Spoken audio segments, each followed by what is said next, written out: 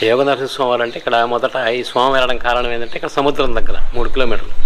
ఆ యొక్క సముద్రం వచ్చేసి పొంగి ఓళ్ళ మీద పడుతూ ఉంటే ఆ యొక్క సముద్రం పొంగును ఆపడం కోసంగా నారద మహాముని తపస్సు చేస్తే స్వామి స్వయంగా వెలిసాడు.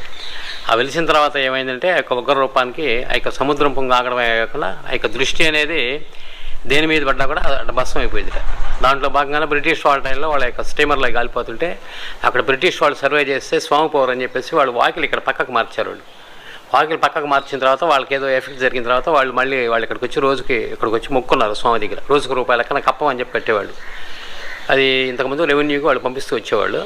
పోతే ఈయన వచ్చేసి తాత స్వామి అంటారు, తాతగారు అంటారు. తాత అంటే వెనక లేదంటే వారానికి ఒక్కరోజే దర్శనం ఉండేది, శనివారం అయితే మళ్ళీ శనివారం. ఈ తతిమా రోజుల్లో ఇక్కడి నుంచి మాలకొండకి గుహద్వారం ఉంది. ఆ యొక్క గుహద్వారం ద్వారా ఋషులు పూజ చేసుకునేవాళ్ళు అక్కడికి ఇక్కడికి. అలా జరుగుతూ ఉంటే ఇక్కడ స్వామి వెలిసిన తర్వాత ఒక అర్చక స్వామి వచ్చేసి ఇక్కడ పూజ చేసిపోతూ ఉండేవాడు. వచ్చేటప్పుడు ఆయన ఒక చిన్న పిల్లవాడిని తీసుకుంటే పిల్లవాడు పైన